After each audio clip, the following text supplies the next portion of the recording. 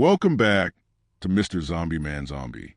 Hospitals are supposed to be places of healing, but when halls go silent at 3 a.m. and the lights flicker for no reason, they become something else entirely. Tonight, you'll hear 3 true horror stories from people who work the night shift, nurses, guards, and cleaners who saw things no one could explain. If you enjoy realistic horror and dark true stories, hit the like button, subscribe, and share your scariest night shift experience in the comments. Story 1. The room no one uses.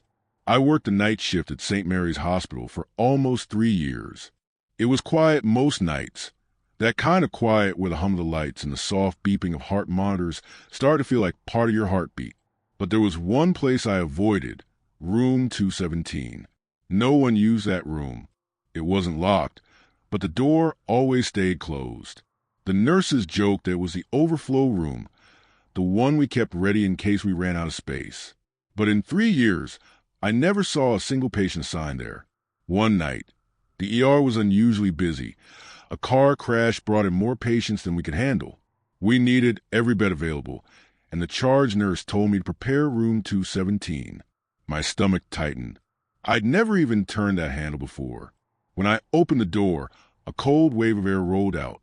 The lights inside flickered once before stabilizing, revealing a perfectly clean but unsettling room. The sheets were neatly folded. The equipment was dust-free, but it smelled faintly of alcohol and something metallic, like old blood. As I started setting up, I noticed something strange. The monitor beside the bed was on. It displayed a faint heartbeat, 42 BPM, even though there was no patient connected. I unplugged the machine. The screen went black for a second, then blinked back on, showing the same pulse. I told myself it was just a power glitch. Hospitals are full of weird electrical problems. But when I turned to leave, the bed creaked, like someone had just shifted their weight. I froze. The monitor beeped once, then again, and then, slowly, the heart rate started to climb. 45, 52, 68. I stared at that empty bed as the monitor kept beeping faster and faster. I felt my throat dry up. There was nothing there. No tubes, no patient, no explanation. I backed out of the room and called for another nurse, Marissa. When she arrived, I pointed at the monitor, but it had gone flatline, dead silent, just a black screen. Marissa frowned.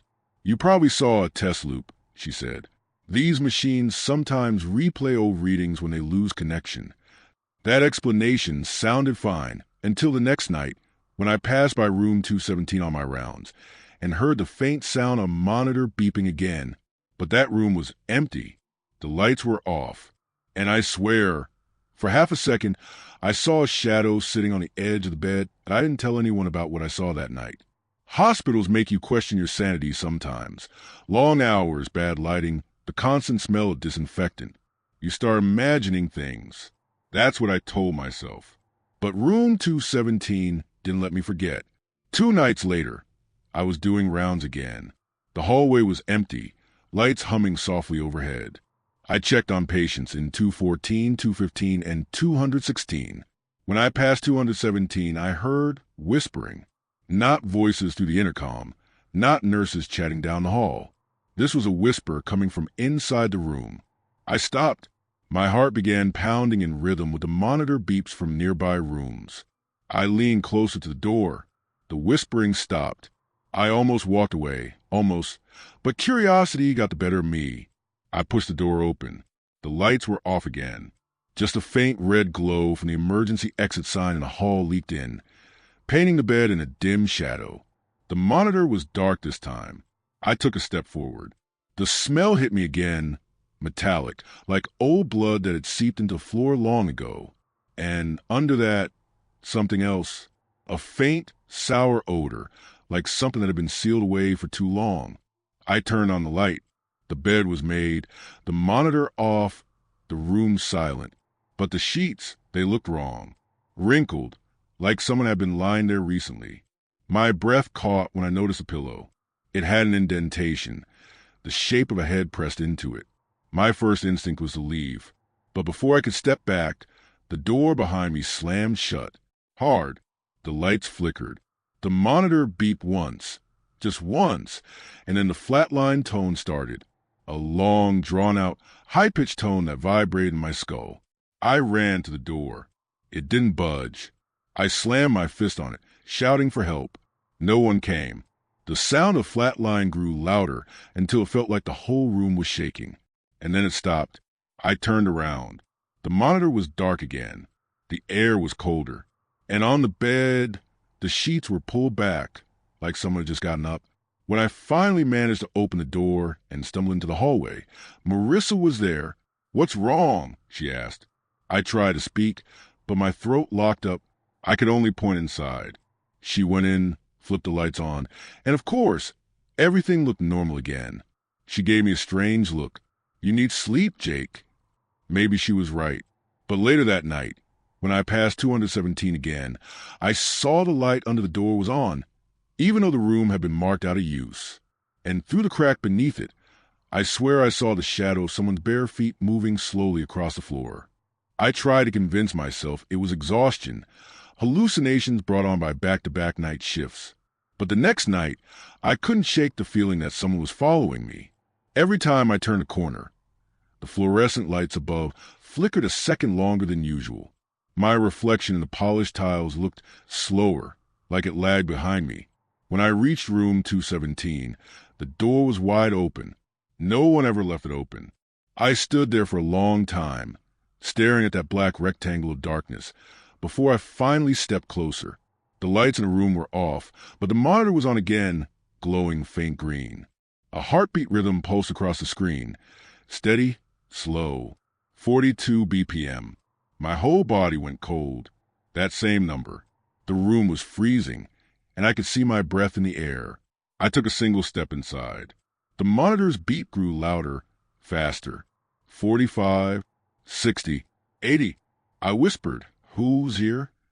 The monitor flatlined instantly. The sound cut through the silence like a knife. Then I heard movement, not from the bed, from the corner, behind the privacy curtain. It was slow at first, like someone dragging their feet across the tiles. I grabbed the curtain and yanked it open. Nothing, just the four stand swaying slightly, like it had been nudged seconds ago. I backed out slowly, refusing to turn my back on that bed. My hand found the light switch, and that's when I saw it, a reflection in the monitor screen. It wasn't mine. For just a second, I saw a woman standing right behind me. Pale skin, hollow eyes, wearing an old hospital gown, the kind they stopped using years ago. Her mouth was slightly open, as if she was whispering something I couldn't hear. When I turned around, there was no one there. I ran. I didn't even clock out. I drove home with my hands, shaking so hard I could barely keep the wheel straight. The next morning, I told the charge nurse I couldn't work in that wing anymore. She looked uncomfortable but nodded like she understood. Before I left, I asked her something I probably shouldn't have. "Has anyone died in room 217? She hesitated. "We don't use that room anymore for a reason," she said quietly. "A patient flatlined during surgery a few years ago. They moved her here while waiting for the morgue. When they came to collect her, she wasn't on the bed anymore." She looked down, like she regretted saying it. "They found her body the next morning, in another patient's room, lying beside him." I didn't say a word.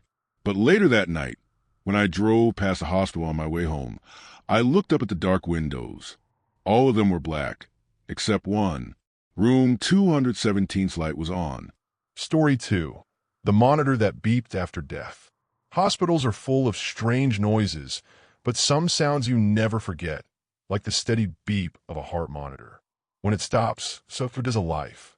I worked as a night shift nurse in the ICU, and I learned to recognize every tone by instinct. But one night, the beeping didn't make sense. It started after we lost a patient. Mr. Thompson was 78, a quiet man who came in after a severe heart attack. He'd been in our care for 5 days, and everyone knew he wasn't going to make it. His daughter was at his bedside until midnight, holding his hand until the monitor flatlined. I was there when it happened. The steady rhythm faded, replaced by that endless tone, the sound of finality. We followed the protocol. Doctors signed the time of death. We unplugged the monitor, removed the four, covered his face. It was over. But around 3 a.m., while I was charting vitals in the hallway, I heard it. That unmistakable beep.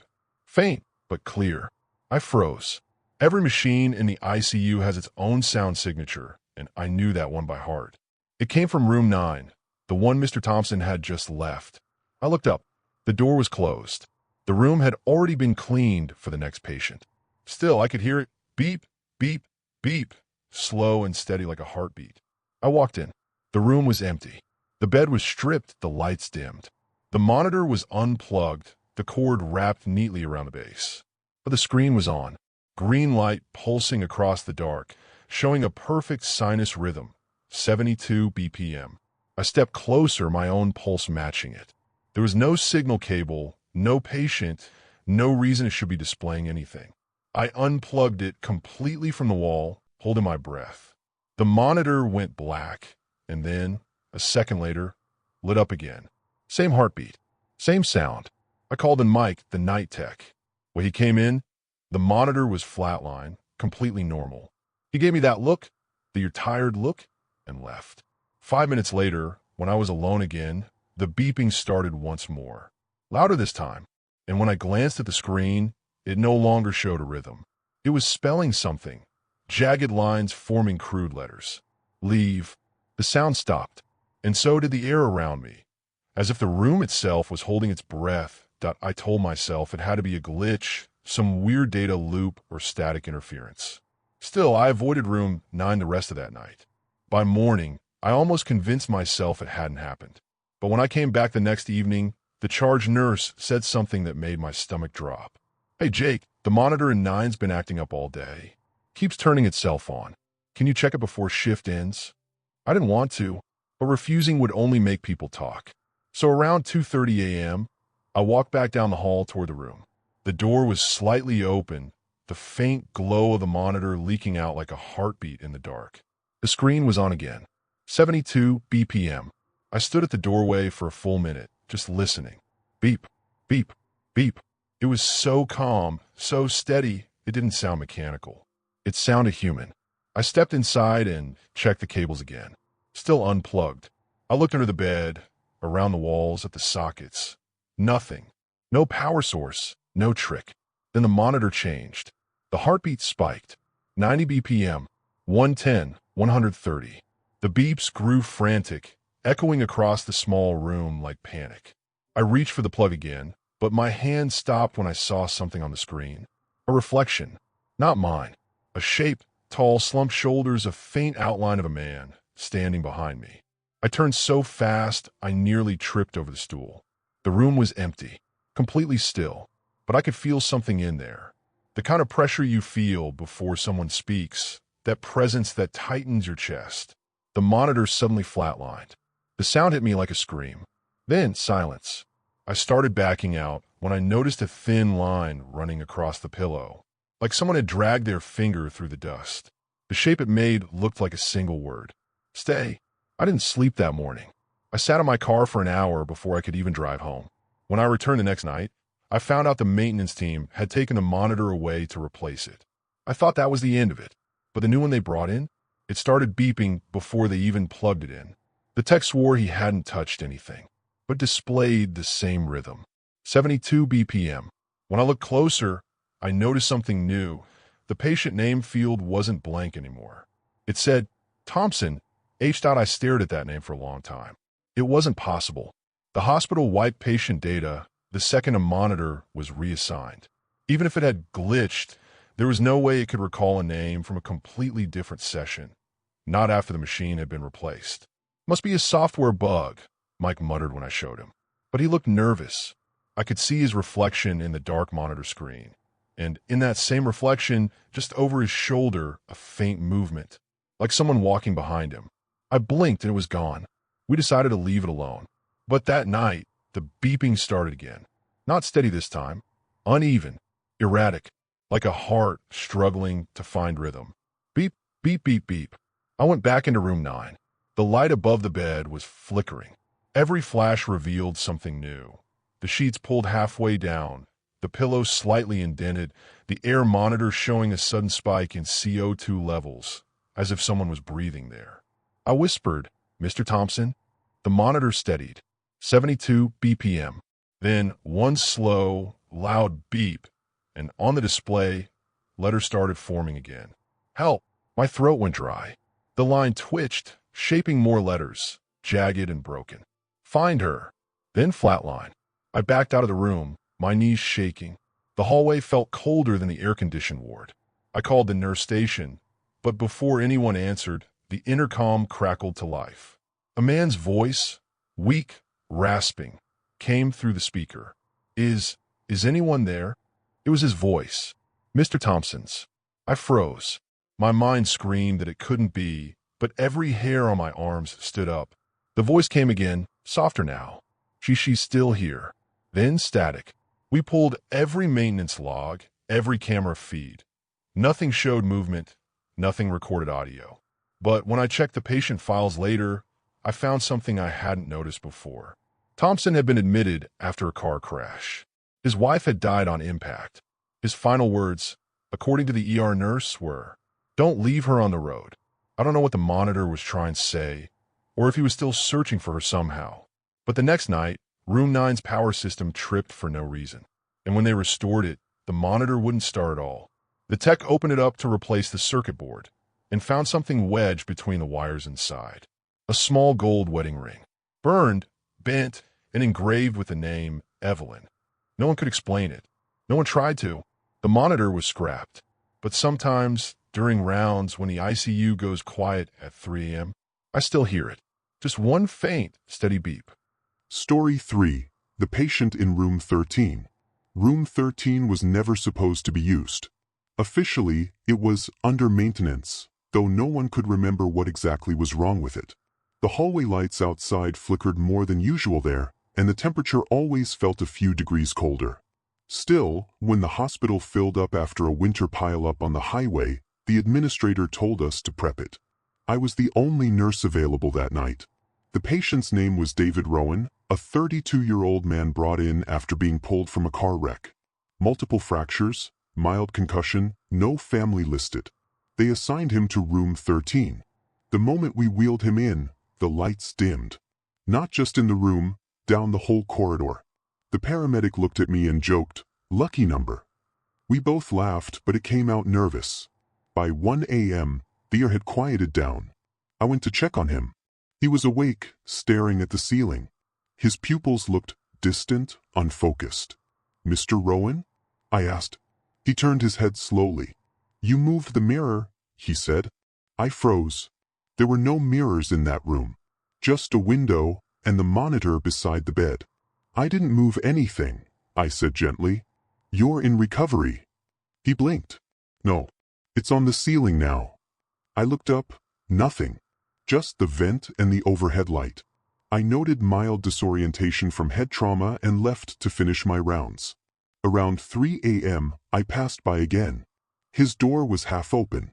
Inside, the monitor showed normal vitals, but he was sitting upright, eyes locked on the ceiling. I stepped closer. "Mr. Rowan?" He didn't blink, didn't breathe. For a moment, I thought he'd coded, until he whispered, "It's looking back." I followed his gaze. The fluorescent light above him flickered twice, and for less than a second, I saw it, a dark, glassy patch spreading across the ceiling tile, like liquid mercury reflecting our faces back at us. Then it vanished. Rowan screamed. The heart monitor spiked, alarms blaring. I hit the call button, shouting for help. When the doctor and 2 nurses arrived seconds later, the ceiling looked perfectly normal. Rowan was trembling, drenched in sweat, staring up at nothing. The doctor sedated him, and as his pulse slowed, he whispered one last thing before slipping under. "It remembers faces." No one else saw anything that night. But when I left the room, I caught my reflection in the glass of the monitor, and for a split second, it smiled back. The next night, I asked to be reassigned to another wing. The charge nurse laughed. "Room 13 again? You're not the first." That alone was enough to chill me. Still, we were short-staffed and I ended up back there. Rowan was stable, sedated most of the time, But something about that room felt wrong, like the air was too heavy to breathe. At around 2:45 a.m., the monitor next to his bed began beeping irregularly. When I checked it, the heart rate line wasn't smooth. It had small distortions like interference. The pattern almost looked like shapes. I adjusted the sensors, but the distortions didn't change. Then I realized something horrifying. The shapes were repeating. Not random noise. They were faces, tiny, flickering outlines, hundreds of them, embedded in the line graph. I blinked hard. When I opened my eyes, they were gone. Just a normal rhythm again. I tried to convince myself it was sleep deprivation. I'd been working 12-hour shifts all week. But when I turned to leave, I caught something in my peripheral vision. A shimmer above the bed, like heat distortion. The overhead light flickered once, twice, and then the tiles on the ceiling rippled, like something beneath the surface had shifted. I backed up so fast my chair slammed into the wall. The ripple stopped, leaving faint, wet marks on the white tile, as though something had pressed against it from the other side. Rowan stirred. His eyes fluttered open. "They remember you," he whispered. "Who?" I asked, trying to keep my voice steady. "The ones in the mirror." The air turned colder. The monitor flatlined for a second before jolting back to life, displaying not his vitals, but a waveform that looked eerily like my own heartbeat. I checked his pulse. Normal. What? Racing. Then his hand clamped around my wrist. He opened his eyes wide, and they were completely black. Not dilated, black, like the reflection had swallowed them whole. "They don't like the light," he hissed. The ceiling light above us buzzed louder, then shattered, raining glass. The monitor's glow flickered across the room, painting everything in pale green. For a moment, I saw it again, that liquid reflection pooling above us, forming a face that looked almost human, but stretched and wrong. It opened its mouth in a silent scream and vanished as the door burst open. By the time the doctor got there, the lights were back on. Rowan was unconscious. I was shaking too hard to explain. The doctor sighed. "You need rest, Jake. Room 13 messes with everyone." But as I looked back, I noticed something no one else seemed to see. The glossy black patch on the ceiling had started spreading again. And this time, it had 2 faint handprints pressed into it from the inside. I didn't sleep that morning. Every time I closed my eyes, I saw those handprints, faint, stretched, pressed from the other side. I told myself I wouldn't go near that room again. But hospitals don't care about your fears, they care about coverage. The next night, I was assigned there again. The hallway felt longer than usual, every light buzzing like a warning. Room 13 waited at the end, door half open, dim glow spilling out. Rowan was awake. He didn't look like the same man, pale, eyes wide, dark circles underneath. The monitor beside him flickered softly, showing perfect vitals, but he was staring past me into the ceiling. "They're almost through," he whispered. I followed his gaze. The patch above his bed had grown, covering half the ceiling now, glistening like oil in the dim light. The reflection inside it wasn't just showing the room anymore. It was moving on its own. The mirror surface shimmered, and for a split second, I saw figures, dozens of them, faces distorted by liquid ripples. Some looked like patients I knew. One looked like me. "Mr. Rowan, you need to rest," I said, my voice trembling. He smiled faintly. "They remember faces, Jake, and they keep what they like."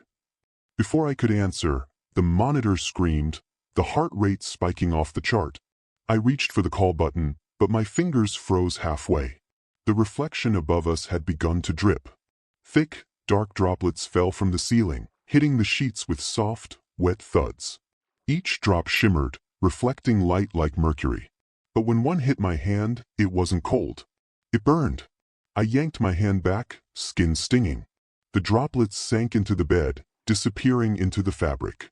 The monitor flatlined. Rowan's head rolled to the side, his eyes glassy, but I saw his reflection in the ceiling still blinking. The overhead reflection leaned closer, as if watching itself. I stumbled backward into the hall. 2 nurses came running.